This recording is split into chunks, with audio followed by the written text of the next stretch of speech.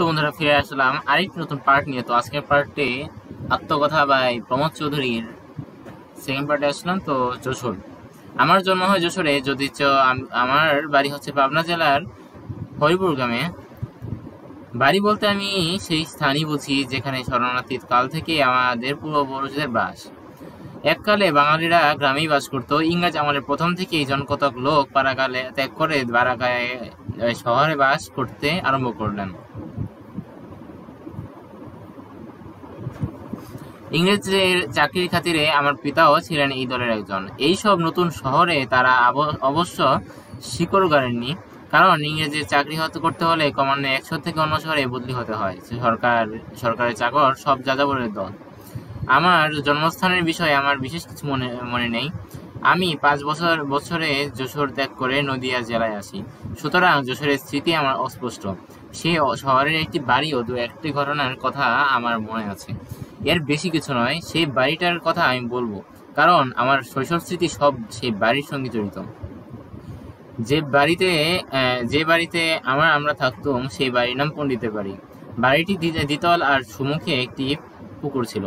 পুকুরের ওপারে একটি একতলা বাড়ি ছিল, সেটি নাকি পিরালি বাবুদের বাড়ি। তার পাশ দিয়ে গিয়েছিল একটি ছোট কাঁচা রাস্তা, আর আমাদের বাসার দক্ষিণে পড়ে ছিল খানিকটা মাঠ। সেই মাঠ পেরিয়ে যেতে হতো একটা রাস্তায়, যে রাস্তা দিয়ে নাকি শহরে যেতে হয়। শহরে মাত্র আমি একটি দিন গিয়েছিলাম। শহরে আগুন লেগেছিল, তাই দেখতে চাকরদের সঙ্গে এই অগ্নিকাণ্ডের কথা আমার মনে আছে। আর মনে আছে একদিন দুপুরবেলা বাড়ির সম্মুখের পুকুরে একটি পিরালি বাবু দুটি স্ত্রীলোকের কাঁধে হাত দিয়ে স্নান করতে গেলেন।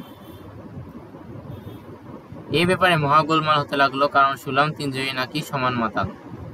আমি যশোর শহরের কোনো দ্রষ্টব্য জিনিস দেখিনি, তার কারণ বোধ হয় সেসব দেখবার মতো কিছু ছিল না।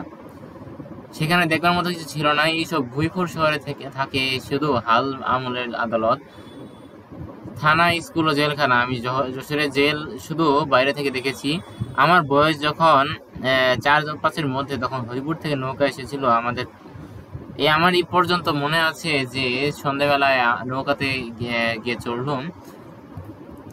যশোরের নিচে ভৈরব নদী দেখলুম, যে দাম ও শেওলায় আগাগোড়া ছাওয়া, আর তারই গায়ে রয়েছে খুব উঁচু প্রাচীর দিয়ে ঘেরা একটি বাড়ি। শুনলাম এই হচ্ছে সেই শহরের জেল। এই দামের ভিতর দিয়ে নৌকা কি করে এলো তা বুঝতে পারলাম না।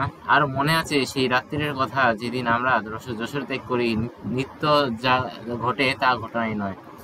যশোরের এই 4টি ঘটনা শুধু আমার মনে আছে। প্রথমে অগ্নিকাণ্ড, তারপর পিয়ালিবাবুর জলকেলি, তারপর যশোর থেকে নৌকা যাত্রা, আর শেষটা যশোর ত্যাগ।